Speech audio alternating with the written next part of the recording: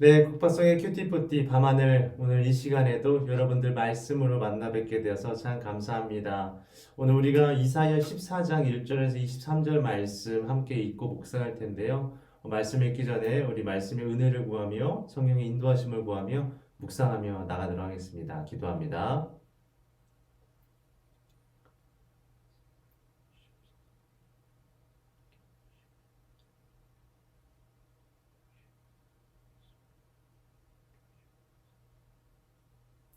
사랑해 주님 감사합니다. 오늘 이 밤에 주의 말씀을 읽고 묵상합니다. 하나님 깨닫게 하여 주시고 말씀을 통하여 살아갈 힘, 능력 얻게 하여 주시옵소서. 감사드리며 예수님의 이름으로 기도합니다. 아멘. 네, 우리가 함께 읽을 말씀 이사야 14장 1절에서 23절 말씀인데요.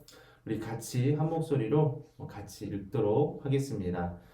여호와께서 야곱을 긍휼히 여기시며 이스라엘을 다시 택하여 그들의 땅에 두시리니 나그네 된 자가 야곱 족속과 연합하여 그들에게 예속될 것이며 민족들이 그들을 데리고 그들의 본토에 돌아오리니 이스라엘 족속이 여호와의 땅에서 그들을 얻어 노비로 삼겠고 전에 자기를 사로잡던 자들을 사로잡고 자기를 압제하던 자들을 주관하리라. 여호와께서 너를 슬픔과 곤고와 및 내가 수고하는 고역에서 놓으시고 안식을 주시는 날에 너는 바벨론 왕에 대하여 이 노래를 지어 이르기를 압제하던 자가 어찌 그리 그쳤으며 강포한 성이 어찌 그리 패하였는고 여호와께서 악인의 몽둥이와 통치자의 귤을 꺾으셨도다. 그들이 분내어 여러 민족을 치되 치기를 맞이 아니하였고 노하여 열방을 억압하여도 그 억압을 막을 자 없었더니 이제는 온 땅이 조용하고 평온하니 우리가 소리 높여 노래하는도다. 향나무와 레바논의 백향목도 너로 말미암아 기뻐하여 이르기를 내가 넘어져 있은즉 올라와서 우리를 베어버릴 자 없다 하는도다. 아래의 수월이 너로 말미암아 소동하여 내가 오는 것을 영접하되 그것이 세상의 모든 영웅을 너로 말미암아 움직이게 하며 열방의 모든 왕을 그들의 왕좌에서 일어서게 하므로 그들은 다 내게 말하여 이르기를 너도 우리같이 연약하게 되었느냐 너도 우리같이 되었느냐 하리로다. 내 영화가 수월에 떨어졌으며 내 비파 소리까지로다. 구더기가 내 아래에 깔리며 지렁이가 너를 덮었도다. 너 아침의 아들 계명성이여 어찌 그리 하늘에서 떨어졌으며 너 열국을 엎은 자여 어찌 그리 땅에 찍혔는고 내가 내 마음에 이르기를 내가 하늘에 올라 하나님의 뭇별 위에 내 자리를 높이리라. 내가 북극 지폐 산 위에 앉으리라. 가장 높은 구름에 올라가 지극히 높은 이와 같아지리라 하는도다. 그러나 이제 내가 수올 곧 구덩이 맨 밑에 떨어짐을 당하리로다. 너를 보는 이가 주목하여 너를 자세히 살펴보며 말하기를 이 사람이 땅을 진동시키며 열국을 놀라게 하며 세계를 황무하게 하며 성읍을 파괴하며 그에게 사로잡힌 자들을 집으로 놓아 보내지 아니하던 자가 아니냐 하리로다. 열방의 모든 왕들은 모두 각각 자기 집에서 영광 중에 자급만은 오직 너는 자기 무덤에서 내쫓겼으니 가증한 나무가지 같고 칼에 찔려 돌구덩이에 떨어진 죽음들에 둘러싸였으니 밟힌 시체와 같도다. 내가 내 땅을 망하게 하였고 내 백성을 죽였으므로 그들과 함께 안장되지 못하나니 악을 행하는 자들의 후손은 영원히 이름이 불려지지 아니하리로다 할지니라. 너희는 그들의 조상들의 죄악으로 말미암아 그의 자손 도륙하기를 준비하여 그들이 일어나 땅을 차지하여 성읍들로 세상을 가득하게 하지 못하게 하라. 만군의 여호와께서 말씀하시되 내가 일어나 그들을 쳐서 이름과 남은 자와 아들과 후손을 바벨론에서 끊으리라. 나 여호와의 말이니라. 내가 또 그것이 고슴도치의 굴혈과 물 웅덩이가 되게 하고 또 멸망의 빗자루로 청소하리라.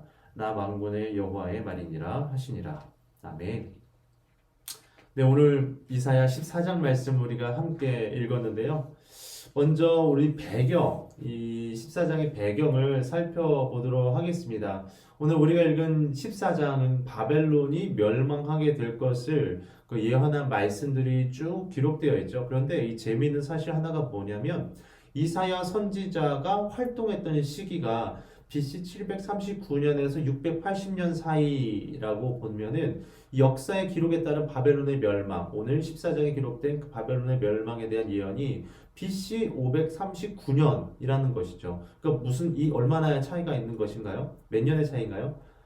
못 잡아도 150년의 차이가 있는 것입니다. 다시 말하면 하나님께서 이사야 선지자를 통해서 무려 150년 후에나 일어날 미래의 일에 대해 예언의 말씀을 하시는 것이죠.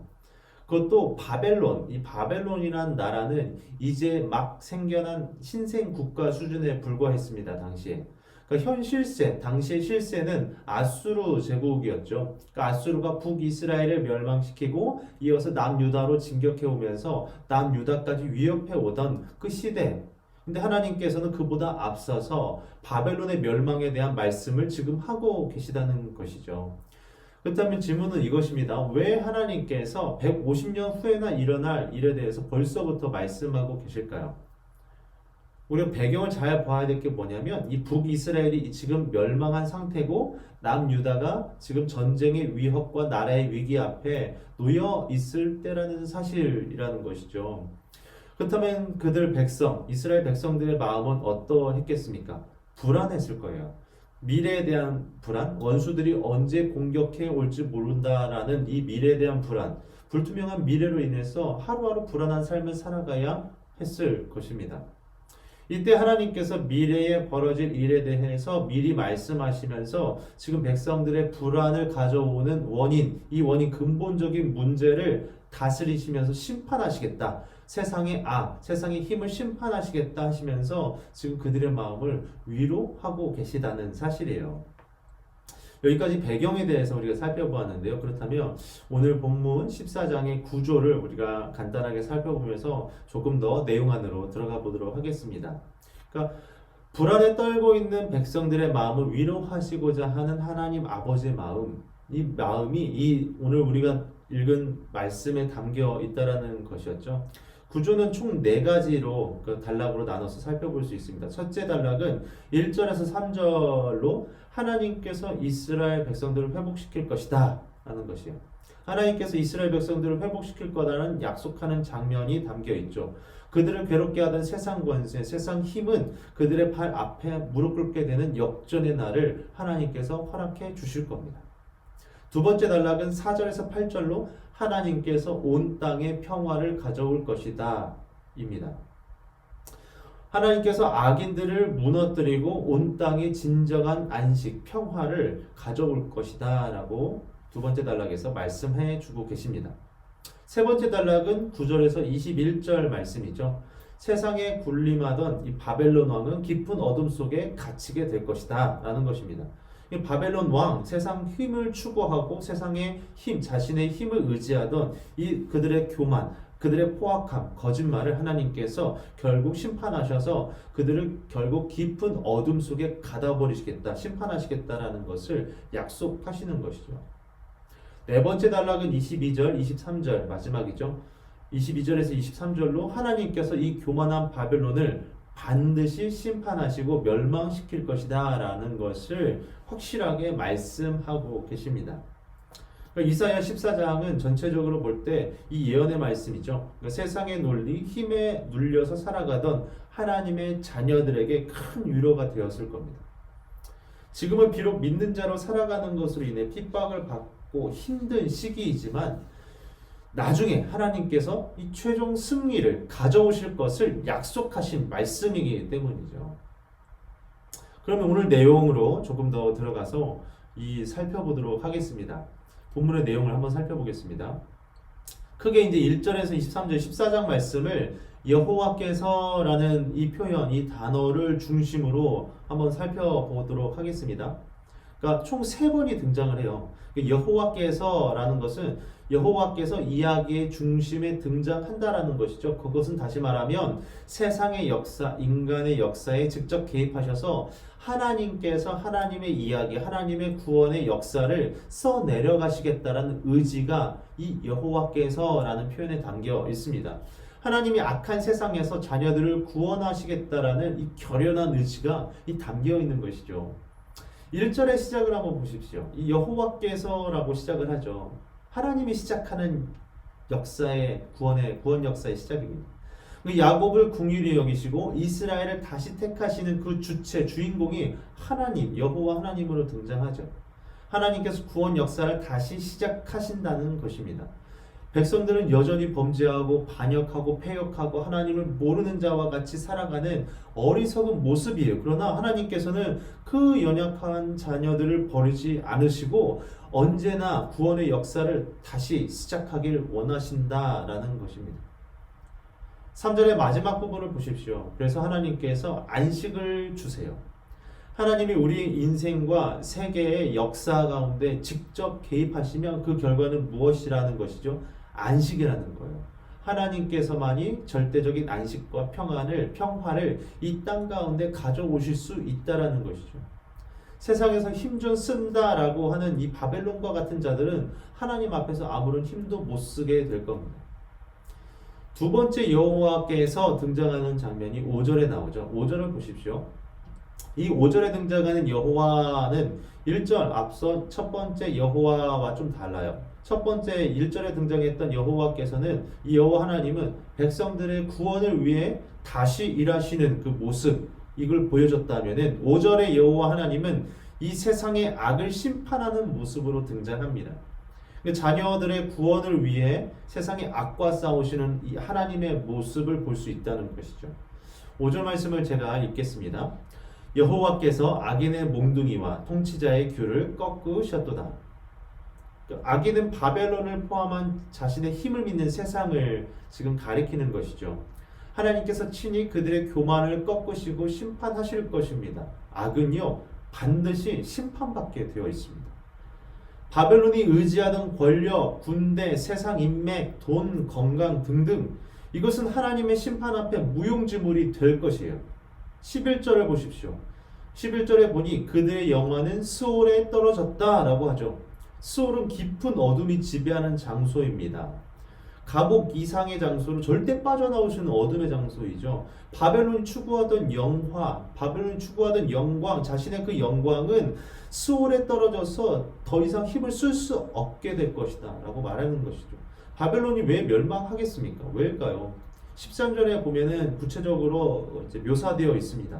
13절에 하나님의 묵별 위에 내 자리를 높이리라 그들이 지금 말하는 것이죠. 바벨론이 말하는 거예요. 하나님보다 높아지려 한 교만, 이 교만이 심판의 원인으로 작용한 것이에요. 이러한 사실은 14절에도 나옵니다. 14절에 어떻게 나옵니까? 지극히 높은 이와 같아지리라 하는도다. 하나님과 같아지려고 한 그들의 모습, 자기의 인생을 자기 마음대로 살려고 하는 그 모습, 하나님을 주인으로 인정하지 않고 내 인생의 주인 나라고 인정하면서 살아가려고 하는 그 모습, 교만한 모습이죠. 마치 에덴 동산에서 뱀이 아담과 하와를 유혹하면서 그 마음의 소리, 그 너희들도 하나님과 같이 될 수 있다라는 그 마음의 소리가 여전히 바벨론 가운데에도 들려오는 것 같습니다. 세 번째 여호와께서 등장하는 장면은 22절에 나옵니다. 여호와께서 등장하죠. 그리고 바벨론의 멸망이 반드시 있게 될 것을 말씀하세요. 여기서 하나님께서는 더 적극적으로 세상의 악을 심판하는 분으로 나타납니다. 22절에 이렇게 나와 있습니다. 내가 일어나 그들을 쳐서 내가 하나님께서 직접 일어나셔서 그들을 치시겠다. 하나님께서 직접 심판의 손을 저들 가운데 펼치시겠다, 내리시겠다라는 것을 알려주시는 거예요. 하나님께서 직접 심판하신다라는 것을 지금 보여주는 것이죠. 점점점 심판이 고조되고 더 확실해지고 더 완전해진다라는 것을 오늘 이사야 14장을 통해서 우리 가운데 보여주고 있는 것입니다. 여기까지 본문의 내용을 여호와께서 하나님 중심으로 3번 나누어 살펴보았습니다. 오늘 말씀을 통해서 우리가 깨달아야 할 것은 2가지입니다. 첫 번째 이것이죠. 하나님은 자녀들을 사랑하셔서 끝까지 구원의 은혜를 베풀어 주십니다. 그리고 동시에 세상의 악을 반드시 심판하신다는 것이에요. 구원과 심판과 구원은 하나님 앞에서 동시에 이루어질 것입니다. 두 번째 우리가 깨달아야 될 것은 이 150년 후에나 심판받아 멸망받게 될 바벨론 제국을 보여주신 것, 이것을 통해서 믿는 우리들 또한 교만하면 안 된다는 것이죠. 저들의 심판을 교훈 삼아서 끝까지 겸손하게 하나님만 붙잡고 하나님의 약속의 말씀만 의지하고 살아가야 될 것을 교훈하고 있는 것이에요. 악에 대한 심판, 오늘 우리가 겸손하게 하나님만 바라보도록 하는 아버지의 마음이 담겨 있다는 것을 우리가 깨달아야 될 것입니다. 사랑하는 여러분, 하나님은 악에 대해서 철저하게 심판하시는 분입니다. 그러나 우리가 여기에서 안심하고 기뻐하는 것을 끝나버리면 안 되고요. 우리 또한 심판의 대상이 될 수도 있다는 사실을 항상 기억하고요. 항상 경고 삼아서 바벨론의 멸망을 교훈 삼아서 끝까지 겸손하게 하나님의 약속만 의지하고 살아가야 될 줄 믿습니다. 오늘 말씀을 기억하며 한번 적용 이렇게 해보았으면 좋겠습니다. 나는 오늘 하나님의 말씀을 의지하고 있나요? 아니면 세상의 힘을 의지하고 있나요? 세상의 힘은 반드시 하나님의 심판을 받게 되어 멸망하게 된다는 것을 우리가 꼭 기억하면 좋겠습니다. 하나님께서 연약한 이스라엘 백성들의 믿음을 보시고요. 그들 가운데 150년 후에나 일어날 이 악의 심판에 대해서 미리 말씀하면서 보여주셨다는 사실, 아버지의 마음이 여전히 백성들을 향해서, 여전히 자녀인 저와 여러분을 향해서 기억하고 있다는 것을 우리가 꼭 기억하면 좋겠습니다. 우리가 믿는 하나님은 그 약속하신 말씀에 신실하신 하나님이라는 사실이에요. 그러므로 우리가 눈에 보여지는 것에 실망하고 낙담하기에는 아직 이릅니다. 내 자신에 대해서 실망하기도 이르고요. 악한 세상을 바라보면서 낙담하기도 아직 빨라요. 여전히 우리를 향해서 약속의 말씀으로 함께 하시는 하나님을 끝까지 신뢰해야 될 줄 믿습니다. 악한 세상 가운데에 믿는 자녀로 오늘 또 담대하게 살아가는 은혜가 있기를 예수님의 이름으로 축복합니다.